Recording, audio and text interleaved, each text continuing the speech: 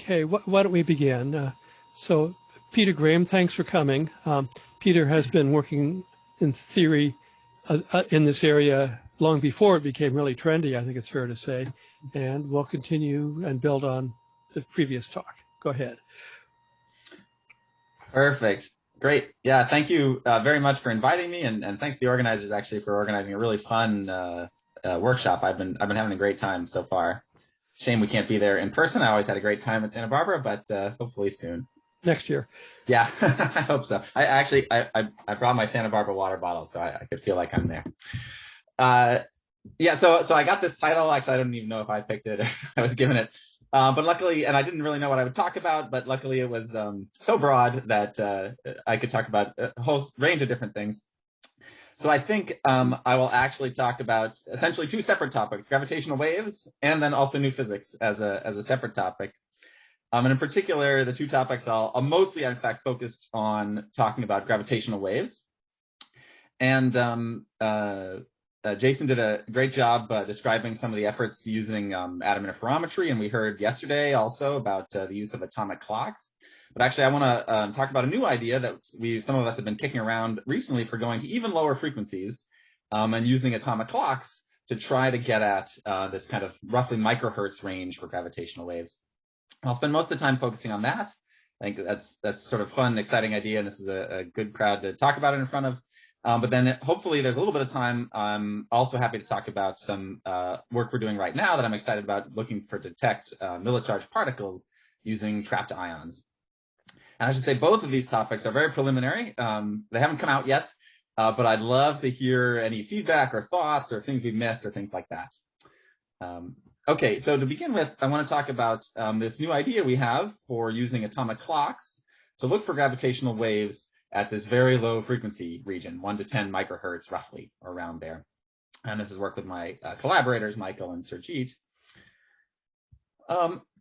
So I think I probably don't have to motivate gravitational waves very much, but I really believe that the observation of gravitational waves, I mean, we've already seen fantastic results coming out of LIGO, really exciting. We're learning things about black holes and the universe. I think that's going to be a major part of the future of astronomy, astrophysics, cosmology, maybe even high energy physics. So I think it's really just crucial to observe in as many frequency bands of the gravitational spectrum as possible. We're learning a lot of great things at LIGO, and in some sense, that's sort of the tip of the iceberg. As we go to ever lower frequencies, we'll learn, I think, even much more. So here's that strain curve, the characteristic strain of a gravitational wave versus frequency that you were seeing a lot in Jason's talk. And LIGO is looking up here at sort of tens to hundreds of hertz. And LISA is down around 10 to the minus 2 hertz, 10 to the minus 3 hertz. And then at the lowest frequencies that we sort of directly detect are the pulsar timing arrays down at periods of years or so, 10 to the minus 8 or 10 to the minus 9 hertz. And we just heard some nice talks discussing the use of, for example, atoms, either atom interferometers or atomic clocks, to look in this mid-frequency range. And there's also some other proposals. I think that's very exciting because that's really a sort of open region between LIGO and LISA that also has a lot of really interesting science, and there's a lot of important things you can do.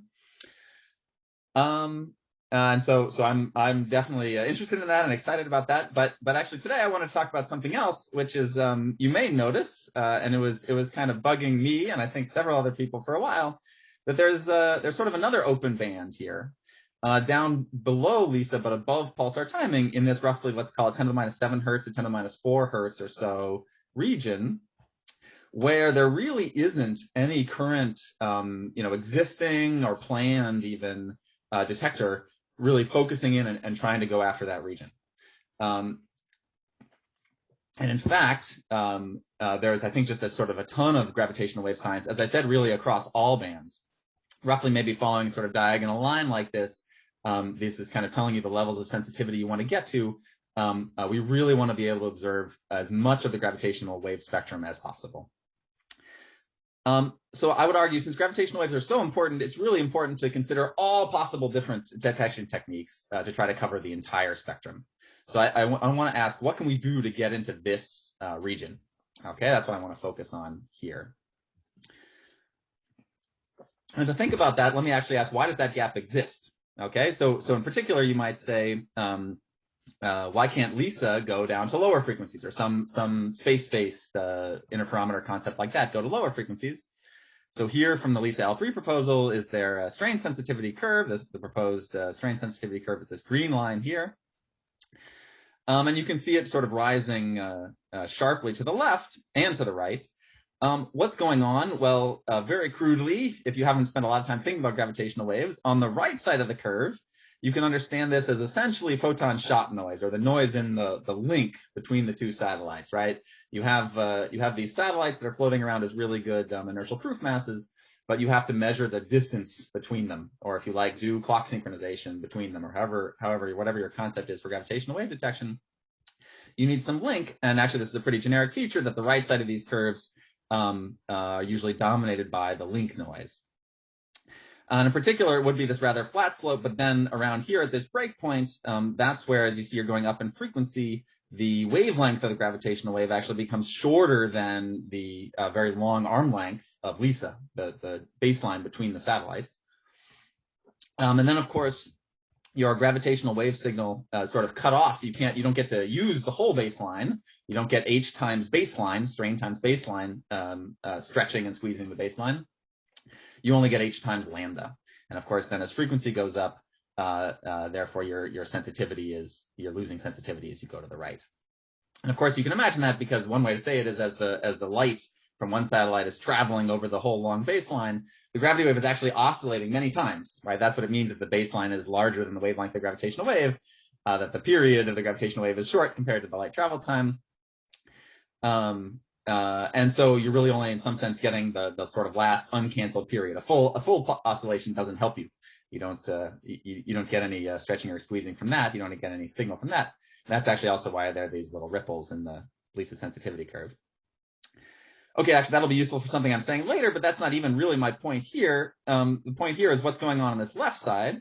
And roughly, said very sort of crudely, what's going on the left side, which is true for almost all gravitational wave detectors, is the proof mass has some acceleration noise. There's some noise acting on the proof mass, making it not a perfect inertial tracker of space-time, meaning it's not just perfectly following that gravitational wave metric. Something else is messing with it. Okay. And as I said, that's pretty standard. That's true for LIGO too. That's the left side of their curve is set by their proof mass acceleration noise. And it's a very standard feature of this kind of noise that it would rise at low frequencies. It just gets ever harder to control, try to make some proof mass really inertial at lower and lower frequencies, right? So here, for example, is the measured acceleration power spectrum, or actually it's the amplitude spectral density of the acceleration in meters per second squared per hertz, measured by the LISA Pathfinder experiment. And they really did a fantastic job, even better than the needed spec, the needed requirement for LISA. It was really amazing work, knocking down this acceleration noise. But you can see, of course, still, it's always rising as you go to lower frequencies. And in fact, you can see they've only measured it down to about 2 × 10⁻⁵ hertz so far. And this is rising roughly like 1/f, which is probably not too surprising. And so translated then into the gravitational wave plot, you get this sharp rise in this sharp decrease in sensitivity as you go to lower frequencies. And of course, that's not surprising. I mean, how do you hold a mass and have it really sit there and have just nothing perturb it at this extremely low level, 10⁻13, 10⁻14 meters per second squared, over 10 to the 5 seconds, 10 to the 6 seconds. Those are very long time scales. Similarly, here's this nice paper actually referred to in June's talk yesterday about using atomic clocks to look for gravitational waves, also focusing in this 10 to the -2, 10 to the -3 hertz frequency band. And so you can see, for example, look at this orange curve, for example, something you could do with an atomic clock. It's rising on the right, again, for similar reasons, but on the left, you can see that it's still got the same sort of roughly universal slope, or any of these curves, the green curve or the purple curve, this universal slope. And that's because they've assumed, again, even if you're using atomic clocks, you have an excellent clock, right? But you still also need, of course, a very good inertial proof mass. You need something that's just sitting there, and you can measure the distance between it, or do your clock synchronization between your two proof masses. And so I think in this paper, they assumed essentially same spec as LISA, the same LISA Pathfinder specification. And so you get the same rise to lower frequencies. So that makes it, that sort of tells you the problem. That's why it's hard to go to lower frequencies, that it's hard to build a good enough proof mass. So what could you do? How could you imagine trying to do it? Well, one thing, of course, you could try to just do better than LISA Pathfinder. I mean, they worked really hard and they did a great job, but maybe you could improve on that, right? So maybe you could decrease the acceleration noise, especially at these low frequencies. And for example, I'll show you in a second, there's something called the mu-RS concept, which is similar to LISA, where you essentially, that's what they're sort of relying on, that you could do that. And similarly, at the same time, you'd also try extending, you could also try extending the arm length. Extending the arm length would, you can see, raise the right side of the curve, but it would improve the left side of the curve because the strain, this acceleration is some noise acting as some jitter on your proof mass itself. You know, it's measured in meters per second squared. It's how much your proof mass is wiggling around in meters. If I'm dividing it by a longer baseline between my two satellites, then of course, without even improving this acceleration noise in meter per second squared, I immediately improve this purple curve in strain, right? Because I'm dividing by a longer baseline. So the mu-RS concept relies on both of those. That's interesting, but obviously, you know, people did work very hard to achieve this LISA Pathfinder result. So we wanted to ask, but I should say, I mean, it's a really important thing to be able to observe gravitational waves in these lower frequencies. So we should really be trying all approaches. So I think that's a really interesting and important approach, and that's worth really attempting and thinking about. We wanted to ask, is there another way? Is this the only way to do it? That you just have to basically do better sort of engineering, better drag-free engineering of your proof mass, or is there another way? And in particular, there is another way, right, that people have already played around with, which is instead of go the opposite route, instead of, you know, putting in some real intelligence and hard work into making an extremely drag-free proof mass with really low acceleration noise, instead use what nature gives you and just take some astrophysical proof mass. That, for example, is how pulsar timing gets to be at such low frequencies, right? You just use a pulsar. You use a pulsar as your inertial proof mass. And it's just really big. It's really heavy, so not a whole lot can knock a star around, can knock a pulsar around. Or, for example, that's what lunar laser ranging does, right? Watching the Earth and the Moon fall towards the sun. The Earth and the Moon are your proof masses. They're just really big. No one engineered them. All right, so I'll talk about that second idea for most of the talk. Let me just briefly touch on this mu-RS concept, though, before I get there. So here is a figure I stole from this nice paper, this mu-RS paper. The basic concept is to do another LISA-like configuration, but now with these much longer arm lengths. And also, in order to draw this is, again, like characteristic strain versus frequency curve, and you see LISA over here, and this is SKA as a pulsar timing array. In order to draw this dashed line sensitivity from mu-RS, you're also assuming that actually the acceleration noise is better than demonstrated in LISA Pathfinder and remains flat at low frequencies, not rising as 1 over f. Okay, the main thing actually I want to take away from this is that there are lots of sources. So if you look at all these little colored marks here, I won't go through them all, but you can see there's all sorts of galactic black hole binaries and supermassive black hole binaries, even at large redshifts. And, you know, you can learn all sorts of things about cosmology and everything from that. So there's sort of tons of sources, and this is telling you about the range we want to get to. So in about the 10 to the minus 5 to 10 to the minus 6 hertz frequency range, you can see I want to be at maybe, you know, 10 to the minus 16 or 10 to the minus 17 or so characteristic strain. And if you can get there, there's really a lot of science you can do. There's really a lot of sources. Okay, so we want to ask, are there other ways to observe in this band? So you could ask also now, how about coming from the left side using this astrophysical proof mass motivation? What about pulsar timing? Why can't pulsar timing do it? Why can't that get to higher frequencies? So here's an example strain sensitivity curve for pulsar timing. And of course, pulsars, as I said, they're very heavy, so they're excellent inertial proof masses. They also function as clocks. That's sort of tangential to this discussion. But of course, that's crucial to how you do the gravitational wave detection. But what's going on here, you can see they're rising toward the right for the same reason I told you earlier, that the pulsar is extremely far away, right? It's parsecs, several parsecs away or more, meaning that, again, the wavelength of the gravitational wave is less than the baseline, since the gravitational wave signal is scaling proportional to the wavelength now, not the whole baseline all the way to the pulsar. You can see that as the frequency rises, your signal gets smaller and smaller. So you're just looking for an ever smaller actual size timing jitter. And of course, you're comparing that to their pulse timing residuals, which are in a nanosecond. In some sense, actually, so you could say that maybe the baseline was too long, that I had something too far away. That's a little bit silly. Of course, the long baseline didn't suppress your signal. You can never do better than strain times the gravitational wave wavelength at any given frequency. But what was going on, of course, was that in some sense, you could say your timing wasn't good enough, right? Compared to an atomic clock, this is not great timing. What's happening? Well, you only have the pulse that you get from the pulsar. You've got a certain, you only get a certain SNR on that, right? You have some noise in your radio receiver, and the pulsar is so far away that you're not getting some extremely strong pulse, so that's limiting your SNR.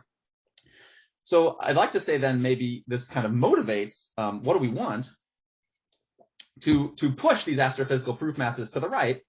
Maybe I want some sort of combination of approaches where I want a shorter baseline so I can get good SNR from my pulses, so I can really do excellent timing. I can leverage the power of these atomic clocks, for example, of how well humans can time. And maybe I want to use a man-made clock and man-made pulses, man-made link between my astrophysical proof masses. We do something like that already, of course. Lunar laser ranging does that, right? There was actually a brilliant concept many decades ago, put some retroreflectors on the moon, right? And then we can use our lasers and our clocks and everything to range the moon. And we use the Earth and the moon as proof masses.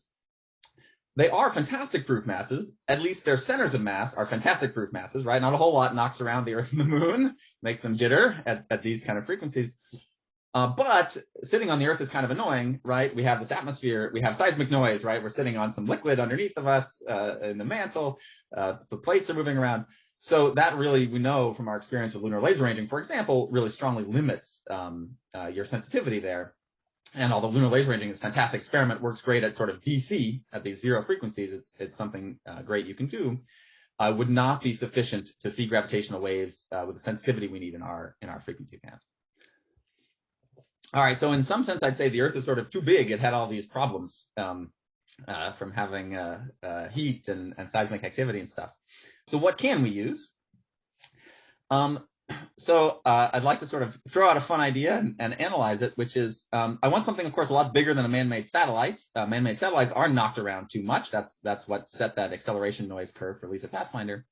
But smaller than the Earth, and I don't want to have any atmosphere or plate tectonics. So how about an asteroid? There are all these rocks floating around in the solar system, right? They can be quite big. Here's a picture of Eros, for example, some big chunk of rock, but they're pretty dead. Not a whole lot is going on. So can we use those as inertial proof masses in some way, sort of similar to the way lunar laser ranging, put something on the moon and used it? What I'm mainly going to talk about, okay, for the rest of the talk is we want to evaluate how good asteroids are as inertial proof masses for gravitational wave detection. In particular, I want to evaluate the acceleration noise of an asteroid proof mass. And we'll try to show, we think that it actually can be naturally much lower than any human-made proof mass in this frequency band. They really may be sort of optimal for this frequency band. I won't talk too much about a full design for an experiment. I mean, we're focusing first on kind of, I would say, the first step is making sure asteroids are even viable proof masses at all. How to turn that into a full gravitational wave detector, I won't say much about, except let me just sort of give you a kind of crude cartoon or toy concept here, which is that I would want, of course, two proof masses, for example, two asteroids, with some radio or laser link between them. Of course, I have to be able to measure the distance or time between them. As it turns out, as I'll mention on future slides, just so you can have some numbers in mind, when we think about the noise of these things, the acceleration noise of the asteroids, it turns out we're going to want sort of asteroids in the greater than 1 kilometer, maybe around 10 kilometer class, orbiting like nearish the Earth, around few AU, and you naturally then the distances between them would be sort of order AU also as well. These are approximate numbers. I mean, you have a wide range of numbers that would work. So you pick these two asteroids. I have some link between them, but of course I need 3 elements for a good gravitational wave detector, right? I need a really good proof mass, I need a link, and then I also need excellent clocks, so I can do clock comparison and measure this light travel time, if you like, across the baseline. And here I'm going to imagine, for example, that there are atomic clocks on or near these asteroids, and I'm just doing clock synchronization, but across this long distance using the asteroids as inertial proof masses. Okay, I won't say too much more about that, but let me just to show you there are some asteroids here. We pulled a few from the NASA asteroid database which satisfy all the criteria that I'm going to want, as I'll show you. These are all in the few AU orbits from Earth, and they're all diameters of around 10 kilometers or so. Okay, I won't say much more about that. There's actually lots of asteroids, of course, in the solar system, so you have a lot of choices, which is nice. You have things you can choose. I also won't say much about this, except to say, is it crazy to think about using asteroids? Well, I don't really know. I'm not a satellite engineer, but I do know we've landed on asteroids many times. Actually, there's been a lot of interest in doing this recently. You see a lot of these. This is from Wikipedia. A lot of these landings were very recent. People have gotten really interested recently in landing on asteroids for various reasons. They've even sort of driven rovers, actually hopped rovers on asteroids. This is a picture from one of the rovers that was driving or really hopping on an asteroid. They've collected samples for return to Earth. In fact, landing on the asteroid, to be maybe a little quick about it, landing on the asteroid wasn't really the problem. They have really low gravity. So it's not like landing on Mars or something where you're worried about crashing, of course. It's a real challenge, a real art form to be able to land on Mars. Landing on the asteroid, you sort of get near it and park there. In fact, they had trouble sticking. One of the landers bounced. Of course, it's still a non-trivial mission for sure, but the hope is that's sort of nowhere near as challenging as something like landing on Mars, which we know required big dedicated missions. I'm not going to talk too much more about these really challenging engineering aspects. I just want to focus on the asteroid as proof mass for now, but this is more of it's kind of information to say it may be possible to consider using these as proof masses. Okay, so now let me get kind of to the heart of the point, which is to evaluate the asteroid acceleration noise. The first biggest effect is gravitational perturbations from planets. Those are, of course, and the sun. Those are, of course, the biggest forces acting on an asteroid that would move it around. But those are all very low frequency. These orbits are years, right, for these asteroids and for the planets, and of course, very well known. We know GM for all the planets very well. So those are outside our frequency band and not a problem. Probably the biggest remaining external force on an asteroid is the radiation pressure. So if you just do a quick estimate of the radiation pressure from the sun, you can see it's scaling with the area of the asteroid over its mass, and of course scaling down as the distance squared from the sun. And this P would be the flux of radiation from the sun. So of course you can choose asteroids that are bigger or farther away from the sun to reduce this noise, and that's actually one of the specifications that goes into, I was telling you, our choice of asteroid. If you just evaluate this number, it sounds like a small acceleration, 10 to the minus 13 meters per second squared, but it's quite large. If you think back to those acceleration numbers I was giving you earlier, it's really very large on the scale that I want.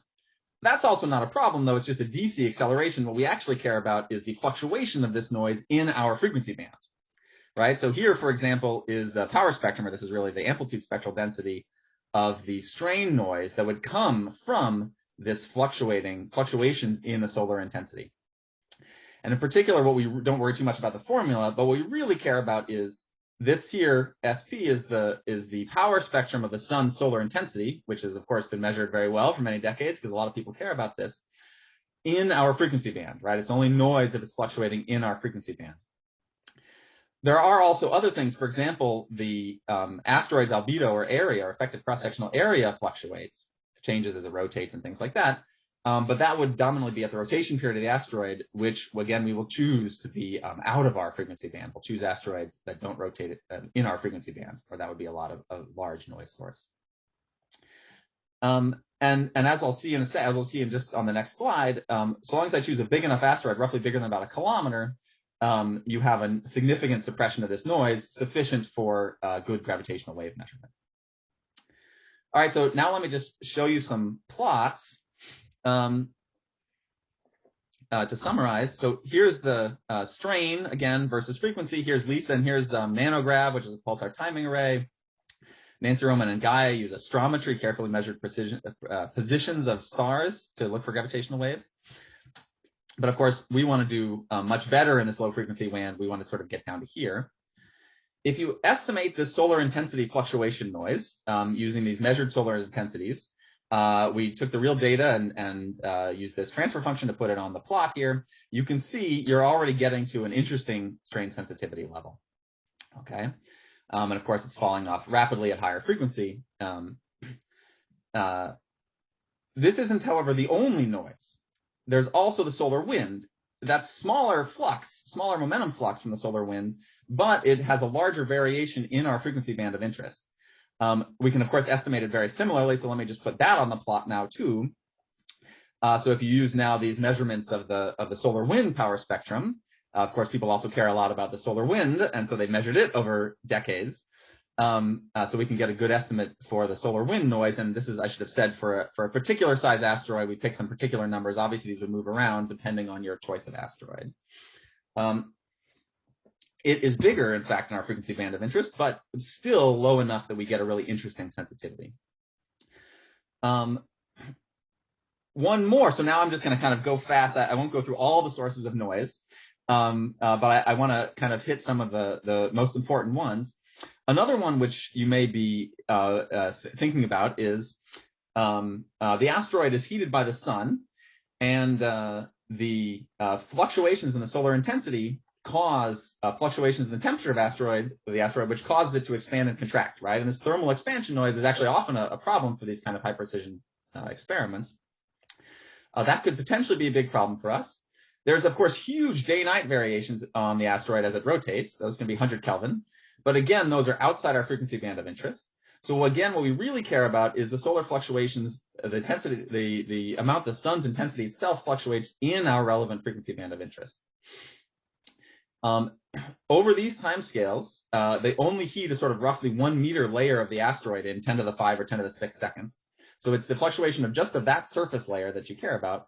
And if we translate, again, those measured solar intensities to the thermal expansion noise, you get roughly this kind of pink curve here.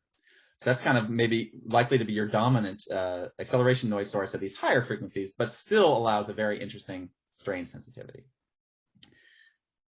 Finally, we want to choose an asteroid. In fact, a lot of these asteroids that you have naturally have rotation periods around a few hours. We definitely want to stay far away from the rotation period. There would be a lot of noise at the rotation period.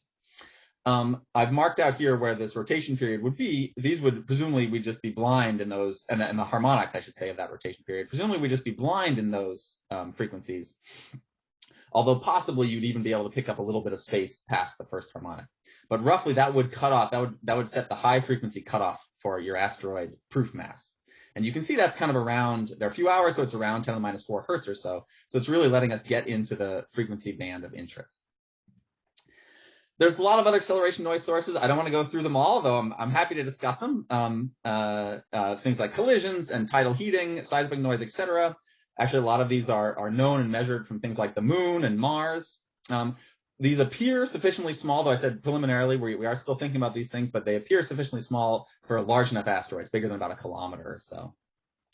So it appears that as an inertial proof mass, the asteroid is really an excellent inertial proof mass that lets us go make significant improvement in gravitational wave detection at low frequencies. This is more or less the main point that I wanted to make. But I did want to just briefly mention, I think I just have maybe a couple minutes, hopefully. Yeah. How would you turn this into a full gravitational wave experiment? Like I said, I sort of showed you that cartoon. I want an atomic clock. So here, if I take this curve is the best published atomic clock from Jun Yee's group from a couple years ago. So if I just put that curve, and actually we extrapolated sort of flat to higher frequencies here, to lower frequencies here, to longer timescales. If I put that curve on this plot, you can see it's already actually the existing atomic clocks. Now this is existing terrestrial atomic clocks. Would be good enough to give you excellent gravitational wave sensitivity in the frequency band of interest. And of course, if they can be improved by an order of magnitude or so, then they're not even the limit at all. Of course, that's with a big caveat, as many people have said, you have to actually translate the terrestrial clock to space. That's extremely important work. We'll assume for now there won't be a limit, though you can see that even with existing clocks, it's already very good. And then finally, we put on, it may be harder to run a LISA style. The LISA style link, of course, would be down here and would be much better than we need. So we could do something much easier or with less precision than that. Maybe that's hard, though, because the asteroids do have significant uncontrolled relative motion, but even a laser pulsing system or a radio system could probably get you the sensitivity you need. I did want to kind of briefly mention the last piece of noise, which is actually crucial, and which we actually wrote a separate paper on, which has come out already, because this applies to all kinds of detectors, is this sort of gravity gradient noise that Jason mentioned. There are a lot of asteroids in the solar system. It's good for us because we can find some that we like, but there's a ton of them. So actually just the gravity, we know where the planets are, but the asteroids, there are tons of them. And as they move around, you get essentially a stochastic Newtonian gravitational noise. This is worse at low frequencies, where roughly the rotation period of the asteroids is around a few years.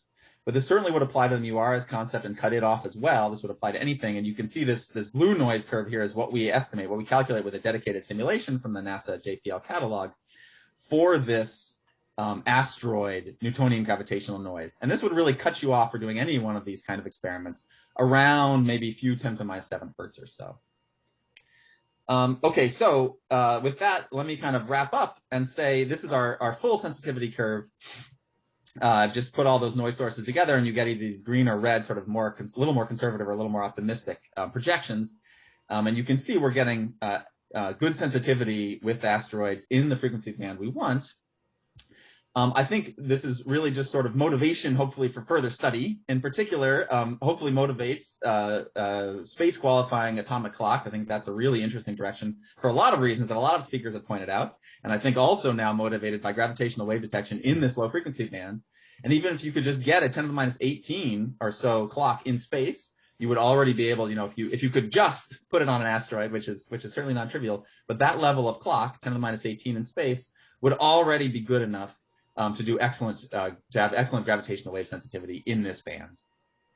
And I think it also motivates further the sort of landings on asteroids. We'd really like to see them do seismic measurements. Like they recently put a seismometer with the Mars rover, measure seismic activity on Mars, and they've done it on the moon for a long time. I think it would be really interesting to see measurements of that on the asteroid to really confirm, is this going to be a good proof mass for this band? So I'll stop there. I won't go into the next topic, although I can talk about it very briefly if you're interested. Yeah, thanks very much. Yeah, do upload your slides about the Miller charged particles. That'd be great. So, open for questions about gravitational waves and asteroids.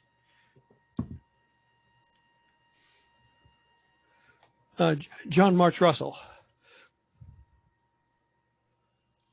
You're muted, John, I think. Sorry, I said great talk. Thank you very much. I'm confused about one simple thing. We know the moon is pretty seismically quiet, and Mars probably also so, and it's also possibly true of some of, for instance, the outer Jovian moons. Why do we have to go to the trouble of using asteroids? Couldn't we use the moon and one other body rather than, for instance, Mars? Since we're probably going to go to both places in the near future. That's a great question, and absolutely, I mean, that's something we were thinking a little bit about, and I think that should be thought more about. So I don't want to say we can't. Maybe we can. Mm-hmm. Let me turn around, though, and say why we focus on asteroids. So the moon is very interesting, and absolutely, as you say, that's been measured. It is very seismically quiet. Actually, that's part of what gives us our confidence that we think the asteroids will be even, also very good. Okay. You might be able to use the moon, actually, as one of your test objects, perhaps to an asteroid, for example. Yes. Yeah. The moon annoyingly does rotate right in this frequency band of interest. You always would get large noise around the rotation period. So the rotation frequency. So I'm a little worried about that, but the moon may be good. Mars potentially, but it does have an atmosphere. They've just been flying helicopters in it. And the atmosphere can be pretty bad for us. So I would be, let's say, very nervous about using Mars. Also, I think it is a lot easier to land on an asteroid than on Mars. So I don't know that it's purely the thought that we're going to send equipment to Mars anyway, and maybe we can piggyback off our missions. But we are. But okay, we understood. But you say, yeah, asteroids too. You don't hear about it as much. They're not as big missions, but we do keep actually sending lots of things to asteroids. There's actually been a lot of interest in landing on asteroids as well. But yeah, exactly. Any of those objects are interesting. You just want to make sure they have low enough seismic noise and things like that. Yeah. Okay, great. Thank you. Tanya. Thanks for that delightful talk. This might be off topic, but if you wouldn't mind indulging me, could you sketch out how a pulsar timing array works? I've never heard of such a thing. Sure, yeah. Let me go back right at the beginning here. Sorry. So for example, let me say kind of how they work and why you get a sensitivity curve like this. the basic idea is you have pulsars distributed around, and they are, as I said, excellent proof masses and also excellent clocks because they're really heavy, so they spin with a very constant rotation rate. And then you just time, so you have your radio telescope measuring your pulsar, and you just time the arrival time of the pulses. And then it should be, if there was no kind of noise or signal, it would be dead constant, and you could compare it to your atomic clock and really see that it was constant. And if there's a gravitational wave that's coming through, that's stretching and squeezing the baseline, that'll Doppler shift, if you like, the rate of receiving pulses. And so you'll see that in the timing of the pulses. And actually, you want to look at multiple pulsars, so you're not confused by any weird thing that might be going on with a single pulsar. And so you can subtract out noise of your receiving station and things like that, because that is on the Earth and not a good inertial proof mass. So you're really just comparing multiple pulsars to each other. So that's basically how it works. And then, as I said, you're at extremely long baselines. The pulsars are your proof masses. So it's much larger than the wavelength of gravitational waves you're talking, or larger than the wavelength of gravitational waves you're talking about. That's why you get this kind of rapid rise to the right. Cut off basically at the lowest frequency humans have the patience to observe. So I don't know if that answered the question. That was great. Thank you. Yeah, Jason. Hey, Peter.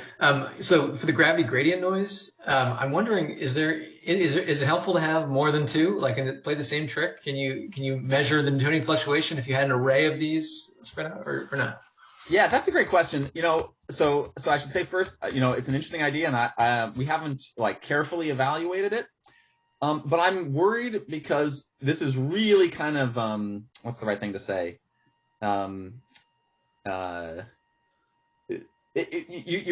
You probably could reduce it some. This is very near field noise, right? So it's not going to be it's not going to be tremendous reduction, as in the biggest noise. Well, let me think about the right thing to say. It depends a little bit what frequency band you're in. So maybe you would get some reduction.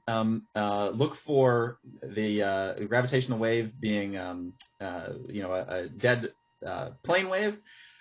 I think it might be a little harder than with the Magus case, because you don't have them sort of arranged exactly in a line or something. But in principle, maybe yes. It's of course harder to add stations here, right? In Magus, you can just more easily add more Abend sources along the line, whereas here you'd really have to be adding whole separate proof masses. And as you know, the wind wouldn't be quick, so I think it would probably be more expensive than you'd want. Maybe there are other ways to go after that frequency band, but potentially maybe yes. I like that. Well, thanks. Good. Samuel Wong. I think you mentioned somewhere that an ideal asteroid is 2 AU or something distance. Why don't we go further and further AU so there's less noise? So there would be less noise from the sun and solar fluctuations and things like that. So it would reduce these kind of noise sources I've colored in here. It does make this blue noise source much worse. You can see what we've done. Actually, I should have sort of said it. We've attempted to remain well inside in the inner solar system, not in the asteroid belt here. When you're in the asteroid belt, this blue noise curve gets much worse. In fact, this light blue is close passes. That's roughly when asteroids pass. So the dark blue is the whole sort of gravitational effect of the whole belt acting on you, of all the asteroids. The light blue is things that pass close, quote unquote, to you. In the asteroid belt, you can imagine that's a lot worse. And that is our dominant noise source at lowest frequencies.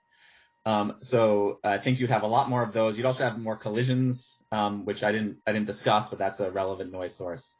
So I'd be very worried about actually getting into the asteroid belt. We were particularly picking out asteroids that remained in the inner solar system, far enough away from the asteroid belt. No, thank you. Yeah, Eric Cornell. I was thinking if you had any sort of tracking device, that would probably be noisy. So if you have a dish or a telescope on this rotating planet, it's only going to point at the other asteroid. Very short duty cycle. Is that something you worry about? Definitely, and exactly, and I would say that's exactly one of the really challenging issues that we've only thought a little about so far. That's one of the things that I go it goes into the challenging engineering aspects of making this a real gravitational wave detector. But absolutely, that's right. You'd have to be repointing this your dish, your telescope. Of course, other gravitational wave detectors do too, but I mean, any gravitational wave detector in space does have to reorient.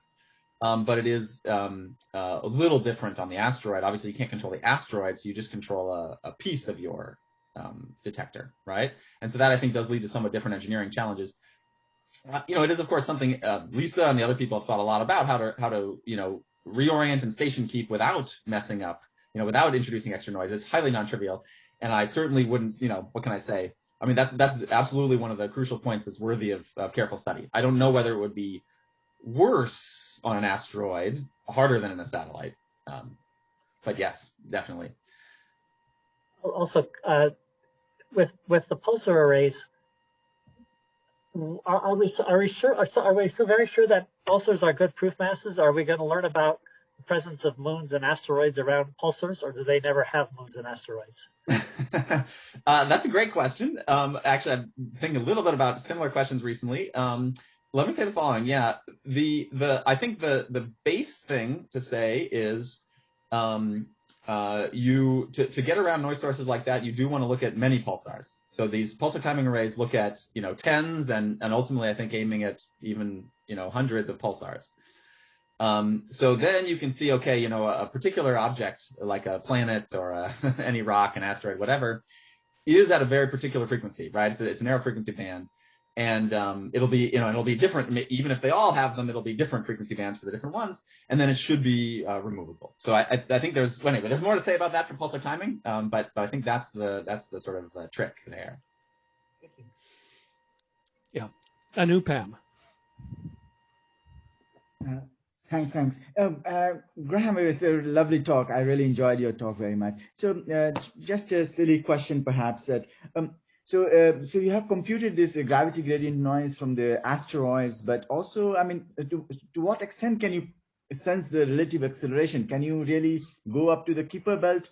Part of the reason I'm asking, because even as as we all know, that the solar system itself is sweeping past through the almost like empty space, but if you have some small disturbances, that will also induce some relative acceleration, maybe very, very tiny.